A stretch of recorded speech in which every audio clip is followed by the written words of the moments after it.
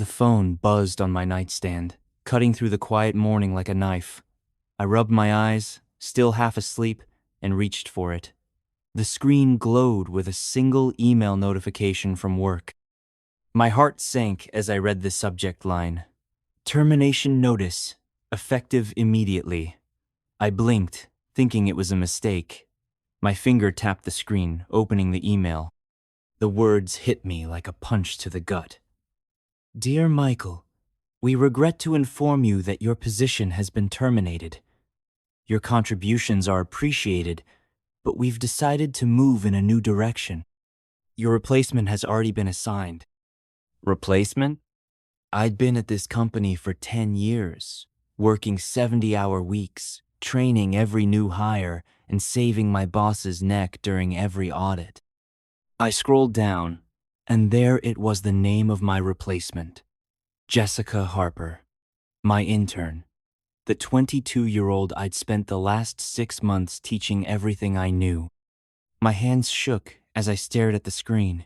Fired? Replaced by her? My stomach twisted, and my face burned with a mix of anger and betrayal. I stumbled out of bed, my bare feet cold against the hardwood floor. The room felt like it was spinning. I'd given everything to this company: late nights, weekends, even my health. I'd trained Jessica, stayed late to show her how to balance the books, and even let her take credit for my ideas to help her shine. And this was my reward? I paced the room, my mind racing. How could they do this? Why didn't anyone warn me? My boss, Richard, hadn't said a word.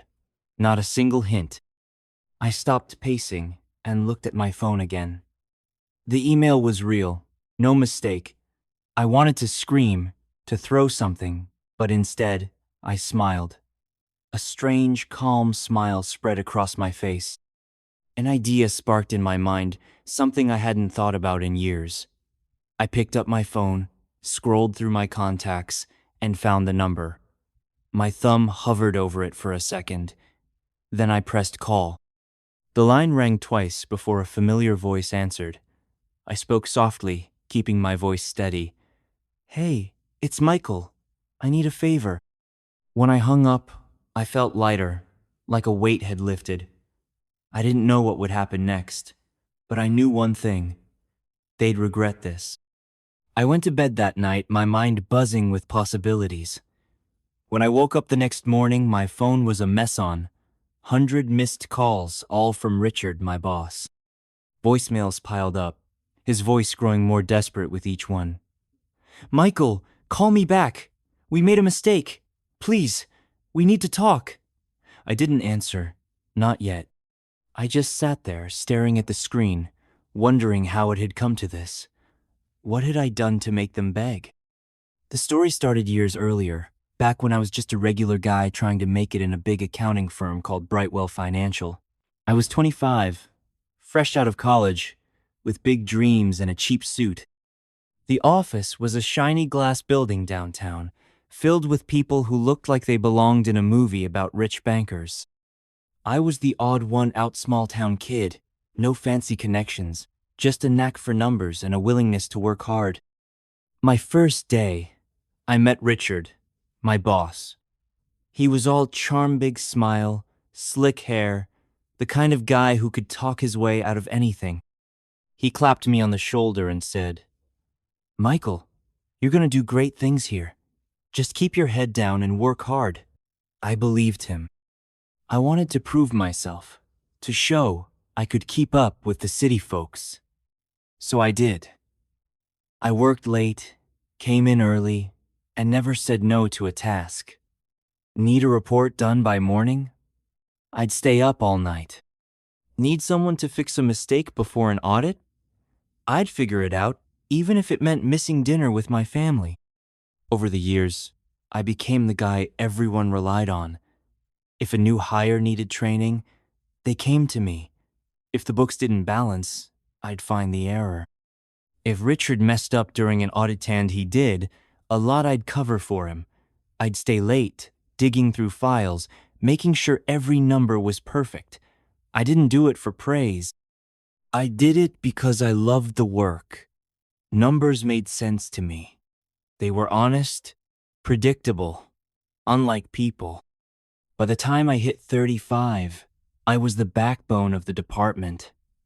Everyone knew it, even if they didn't say it. I didn't mind the long hours or the stress.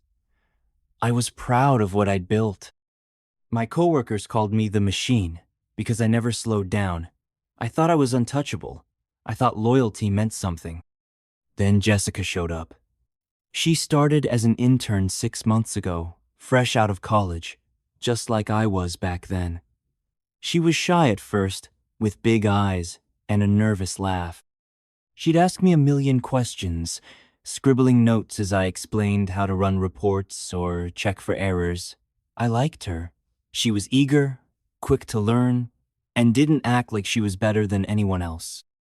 I spent hours teaching her, showing her tricks I'd learned over the years. I even let her present one of my ideas to Richard during a meeting.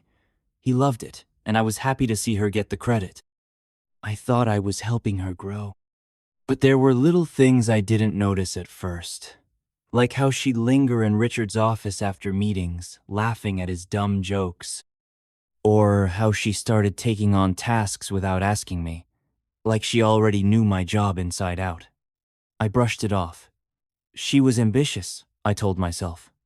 That's a good thing. I didn't see the signs. I didn't realize she was watching me, learning every move, waiting for her chance. Looking back, there were hints something was wrong. About a month ago, Richard started acting strange. He'd avoid me in the hallways, stop calling me into his office for updates. Once, I overheard him whispering to Jessica during a coffee break. But when I walked up, they both went quiet. I thought maybe they were planning a surprise for my 10-year work anniversary. A cake maybe, or a pat on the back. I was so naive. The week before the email, things got weirder. Jessica stopped asking me questions. She'd sit at her desk, typing away, not even looking at me. I caught her once, glancing at my computer screen when I stepped away. I didn't think much of it then, but now I wonder what she was looking for, what she was planning. The night before the email, I worked late again, finishing a report for an audit. Jessica was there too, her desk lamp the only other light in the office. She smiled at me as she left, saying, "You're always here, Michael. Don't you ever rest?" I laughed and said, "Someone's got to keep the place running." She nodded, her smile fading just a little, and walked out. I should have known something was off. That was my last night at Brightwell. When that email hit my inbox the next morning, it was like the ground fell out from under me. 10 years of sweat, late nights, and loyalty gone. Replaced by the intern I'd trained. I sat on the edge of my bed, staring at the words, my heart pounding. Why her? Why now? What had I missed? Then I smiled. That call I'm a debt wasn't just a whim. It was a spark, a tiny flame of an idea that could change everything. I didn't know what Richard's 100 missed calls meant yet, but I knew one thing. I wasn't going down without a fight. Whatever happened next, I was ready to turn the tables. I sat on my couch, staring at the phone buzzing with Richard's missed calls. The screen lit up again, another voicemail. His voice was shaky, almost pleading. "Michael, please, pick up. We need you back. It's a mess here. Call me." I didn't. Not yet. I leaned back, letting the silence of my apartment wrap around me. My mind drifted to the call I'd made yesterday, the one that felt like a gamble but also like my only shot. I wasn't sure what it would do, but those 100 missed calls told me it had done something. I just didn't know how big yet. Let's go back a bit to the days after I started at Brightwell Financial. I wasn't just a number cruncher. I was curious, always poking around the edges of how things worked. Early on, I noticed something odd in the company's books. Small gaps, numbers that didn't quite add up. Nothing huge, but enough to make me wonder. I brought it up to Richard once, casually, over coffee. His face went pale for a second before he laughed it off. "Old system glitches," he said. "Don't worry about it, Michael. I was young, eager to please, so I let it go. But I didn't forget. Over the years, I kept an eye out. I started saving little notice screenshots, emails, reports that looked off. I wasn't trying to play detective. I just liked being thorough. I stored them in a private folder on my personal drive, tucked away like a safety net I never thought I'd need. Richard trusted me to handle the tough stuff, especially during audits. I'd fix his mistakes, smooth things over with the auditors, and keep the company looking spotless. But those little oddities, they never stopped, and I never stopped saving them. When Jessica came along, I didn't think much about my secret folder. I was too busy teaching her the ropes. She soaked up everything: how to spot errors, how to charm clients, how to make Richard look good. I thought I was building her up, helping her succeed. But now, sitting on my couch, I wondered if she'd been playing me all along. Had she seen something in my work? Had she told Richard about my questions, my notes? Was that why I was out? The day after the email, I didn't rush to call Richard back. Instead, I opened my laptop and pulled up that old folder. It was a mess years of random files, scribbled notes, and cryptic emails. But as I dug through, patterns started to emerge. A payment here, a transfer there, always small enough to slip past a quick glance. My heart raced. This wasn't just sloppy accounting. This was deliberate. Someone was skimming money, and Richard's name was all over it.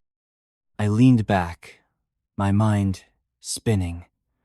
Could I prove it? Not yet. The evidence was scattered, like puzzle pieces without a picture. But I had a hunch, and I had that call I'd made. The one to Sarah, an old college friend who now worked as an investigator for a big financial watchdog. I hadn't told her everything, just enough to get her curious. "Hey, Sarah," I'd said, keeping my voice calm. "I've got some old files from work that look weird. Can you take a look?" She'd agreed, no questions asked. That was yesterday. Now, with Richard blowing up my phone, I wondered if Sarah had already started digging. I decided to head out, clear my head. I grabbed my jacket and walked to the coffee shop down the street. The place was cozy, with warm lights and the smell of fresh coffee. I ordered a black coffee and sat by the window, watching people rush by. My phone buzzed again. Richard, of course. I ignored it and sipped my coffee, thinking about Jessica. She was smart, sure, but she was green. No way she could handle my job, not with the audits coming up. Richard must have known that. So why replace me with her? That's when I saw her, Jessica, walking into the coffee shop.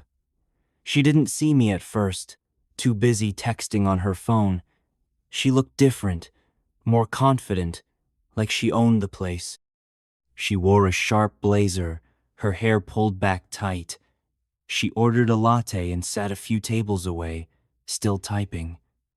I watched her, my mind racing. Was she in on it? Did she know about Richard's shady deals? Or was she just a pawn? Someone he used to push me out? I almost walked over to confront her, but something stopped me. Instead, I pulled out my phone and texted Sarah. "Any updates?" I typed. Her reply came fast. "Found something. Call me tonight." My pulse quickened. Whatever Sarah had, it was big. I glanced at Jessica again. She was smiling at her phone now, oblivious to me. I felt a pang of anger, but also something else: determination. I wasn't done yet. Back at home, I listened to Richard's voicemails. They started polite, then got desperate. Michael, we made a mistake. Jessica's not working out. Can you come back? Then, please, man, the auditors are asking questions. I need you. By the last one, he sounded panicked. Michael, don't do anything rash. Let's talk this out. I smirked. He knew something was up, but he didn't know what. Not yet. That night, I called Sarah. Her voice was serious, no nonsense. Michael, those files you sent? They're a goldmine. I'm seeing patterns transfers to shell companies, fake invoices. It's small, but it adds up. Millions, maybe. My jaw dropped. Millions? Who's behind it? I asked. She paused. Hard to say for sure, but your boss's name keeps popping up. I need more time, but this could be big. Really big. I hung up, my heart pounding. Richard was in deep, and he didn't even know I was the one pulling the thread. But I had to be careful. If he suspected I was onto him, things could get ugly. I thought about Jessica again. Was she part of this, or was she just a convenient way to get me out of the picture? I needed answers, but I couldn't just walk into the office and demand them. Not yet. The next day, I decided to play a little game. I texted Richard back. Just one line. What's going on? His reply was instant. Michael, thank God. Can you come in? We're drowning here. I didn't respond. Let him sweat, I thought. Instead, I went back to my folder, digging deeper. I found an email from 2 years ago, one I'd forgotten about. It was from Richard, asking me to adjust a report before an audit. I'd done it thinking it was a one-time fix. Now, it looked like part of a bigger scheme. I spent hours piecing things together, my coffee going cold.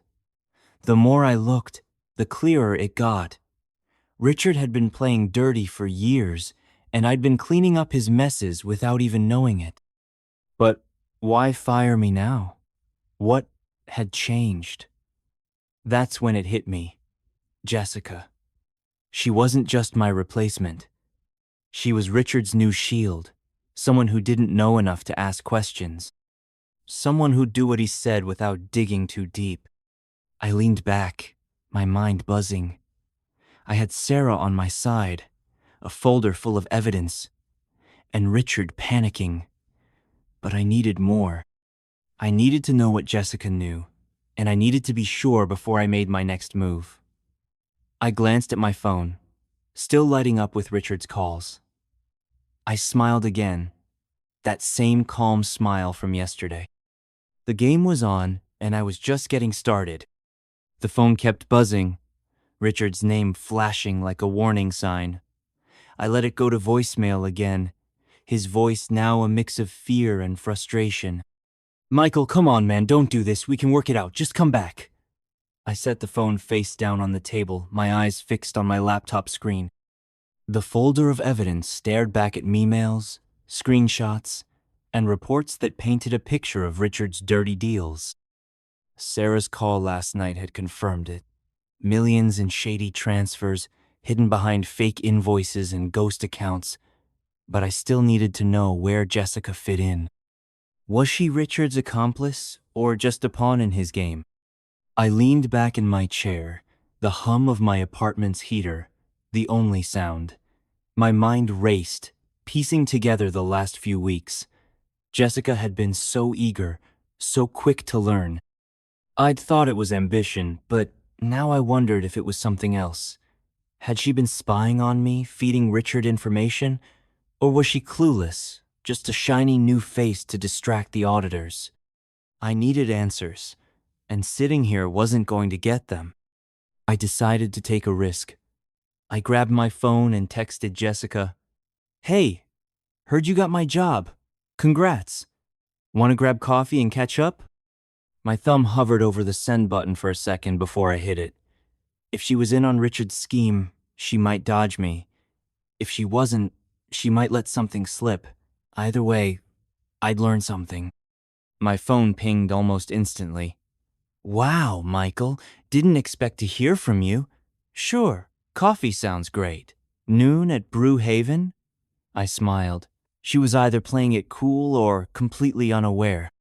I typed back, "See you then."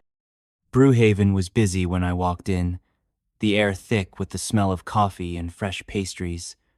Jessica was already there, sitting in a corner booth, her blazer swapped for a casual sweater. She looked nervous, her fingers tapping on her cup. When she saw me, her face lit up with a smile that didn't quite reach her eyes. "Michael, it's so good to see you," she said, standing to give me an awkward hug. I nodded, keeping my expression neutral. "Yeah, you too. Congrats on the new role." We sat, and she started talking fast, like she was trying to fill the silence. "It was so sudden, you know. I didn't even know they were letting you go until the day before. Richard just said they needed fresh energy or something." Her words sounded rehearsed, like she'd practiced them in front of a mirror. I sipped my coffee, watching her closely. "Fresh energy, huh? That's a new one," I said, keeping my tone light. "How's it going? Big shoes to fill." She laughed, but it was shaky. "Oh, it's a lot. The audit's coming up, and I'm kind of freaking out. You always made it look so easy." She looked down at her cup, her fingers twisting the handle. I leaned forward, sensing an opening. "Audits are tough. You finding anything weird in the books? You know, stuff that doesn't add up?"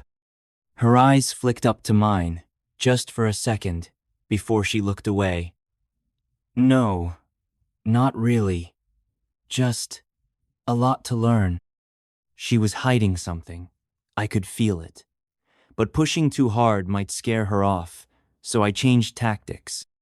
"Hey, don't worry. You'll get the hang of it. If you need any tips, you know where to find me." I gave her a friendly smile, the kind I used to use when I was training her. She relaxed a little, nodding. "Thanks, Michael. That means a lot."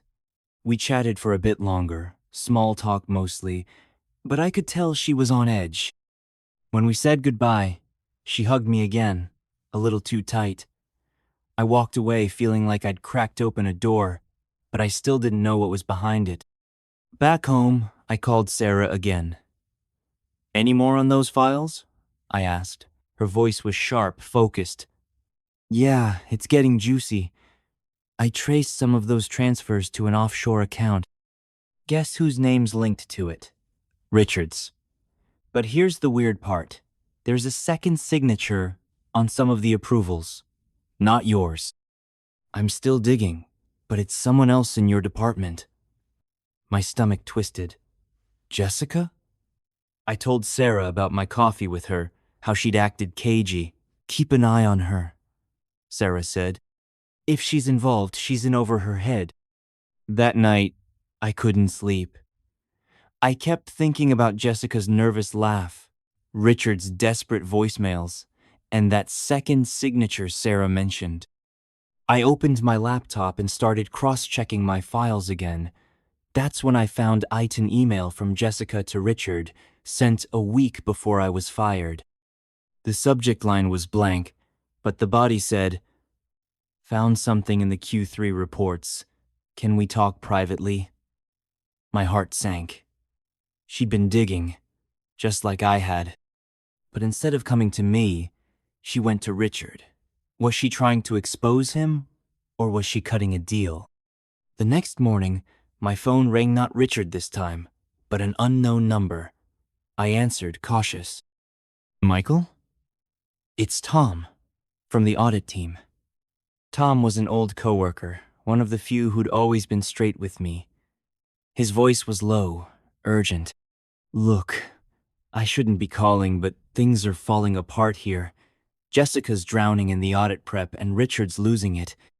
He keeps asking about you, saying you had some special files." "What's going on?" I froze. "Special files?" Richard knew about my folder. "How?" I played it cool with Tom. "No idea what he's talking about. Just some old reports, maybe. What's the vibe there? Tom sighed.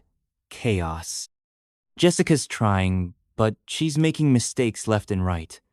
The auditors are sniffing around, asking questions about old transactions.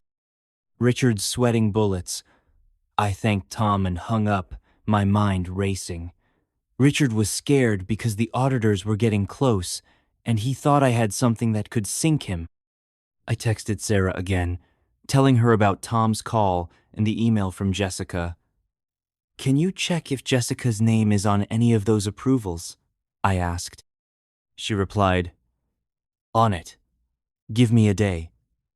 I spent the rest of the morning pacing, my apartment feeling smaller by the minute. Richard's voicemails kept coming, each one more frantic. Michael, I know you're upset, but don't do anything stupid. We can fix this. Fix what, Richard? I wanted to scream. Your lies? Your theft? That afternoon, I got a bold idea. I drove to the office, my old key card still in my wallet. I wasn't sure it would work, but I had to try. The building was quiet, most people at lunch.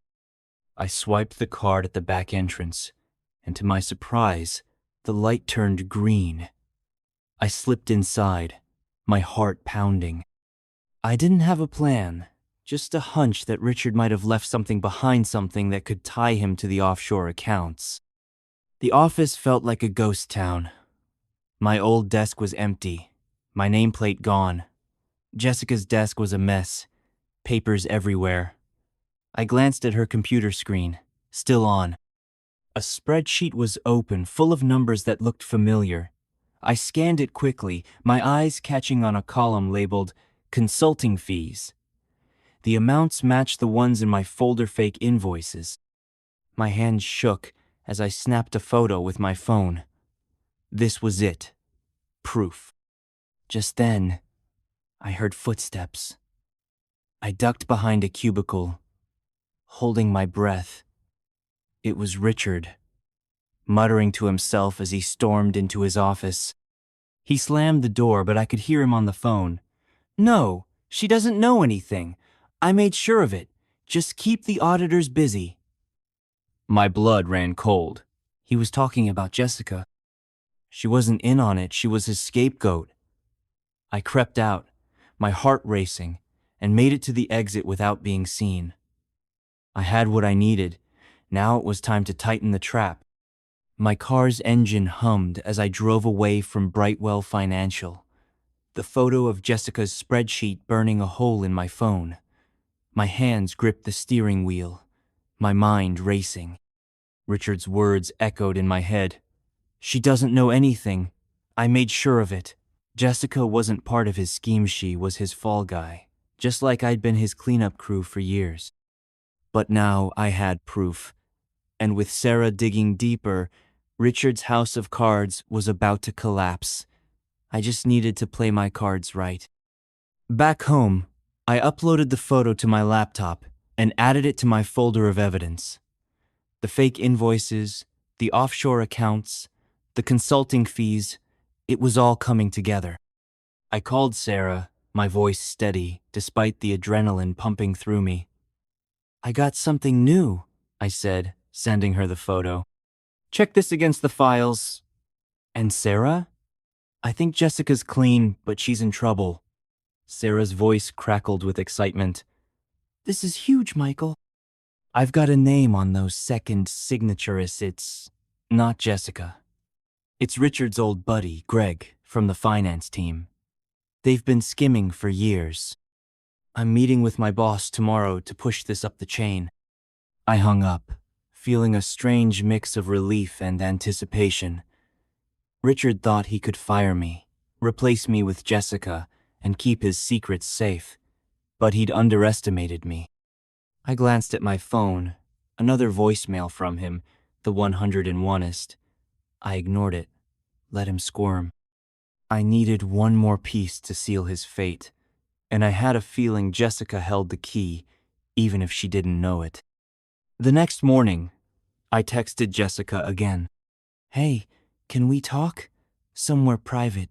It's important. She replied quickly. Sure, I'm free this afternoon. Park near the office? 3 p.m.? I agreed, knowing this was my chance to get her on my side. If she was as clueless as I thought, she might have seen something without realizing its weight. If I could get her to talk, we could bury Richard together. The park was quiet, just a few kids playing on swings and joggers passing by. Jessica showed up right on time, looking even more nervous than at the coffee shop. Her eyes darted around like she expected someone to jump out. "Michael, what's going on?" she asked, her voice small. I took a deep breath, choosing my words carefully. "Jessica, I know you didn't ask for my job. I think Richard's using you to cover up something big. Have you noticed anything weird? Anything in the books that doesn't make sense?" Her face paled, and for a moment, I thought she'd bolt. But then she nodded, her voice barely a whisper. I didn't want to say anything, but yeah. There's this account, consulting services. The numbers are huge, but there's no paperwork to back it up. I asked Richard about it, and he told me to leave it alone. Said it was above my pay grade. She looked down, her hands twisting together. I thought maybe I was wrong, but then you got fired, and I wondered if it was because you knew something. I felt a surge of relief. She wasn't in on it. "Jessica, listen to me," I said, keeping my voice low. "Richard's been stealing from the company. Those accounts, they're fake. He's been moving money for years, and I think he fired me because I was getting too close to figuring it out. You're in danger if you stay quiet." Her eyes widened, and she shook her head. "I didn't know, Michael. I swear, what do I do?" I handed her a USB drive with copies of my files. "Take this. Show it to the auditors. Tell them everything you've seen. I've got someone on the outside already working on this, but they'll need your help to make it stick." She hesitated, then took the drive, her fingers trembling. "Okay," she said. "I'll do it. But what about you?" I smiled, that same calm smile I'd had when I made the call to Sarah. "Don't worry about me. Just do this, and we'll both be okay." That night, Sarah called with an update. "My boss is all over this. We've got enough to trigger a full investigation. The auditors are coming tomorrow, and they're not playing around. If Jessica comes through, Richard's done." I thanked her and hung up, feeling the weight of 10 years lifting off my shoulders. I'd been loyal, worked myself to the bone, and gotten betrayed. But now, I was the one in control. The next day, I stayed home, watching my phone like a hawk. Around noon, Jessica texted, "I did it. Gave them everything. They're tearing through Richard's office now." I grinned, picturing the chaos. Richard's slick smile wouldn't save him this time. An hour later, Sarah called.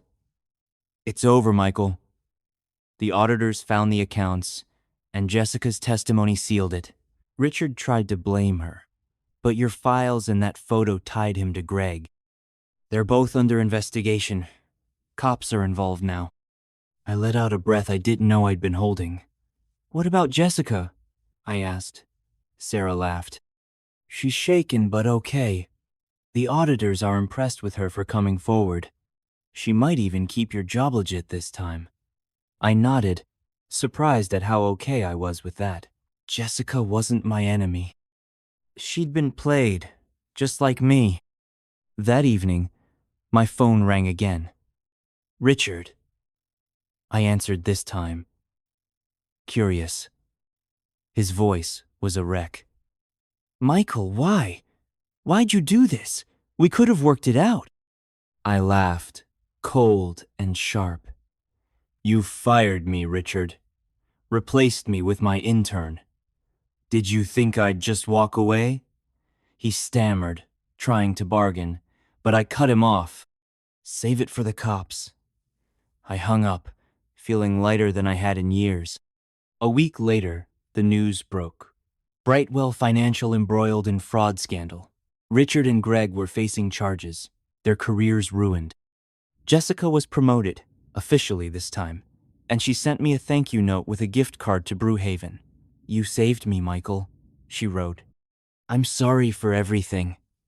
I smiled, tucking the note away. As for me, I didn't go back to Brightwell. With Sarah's help, I landed a consulting gig with her firm, helping companies clean up their books.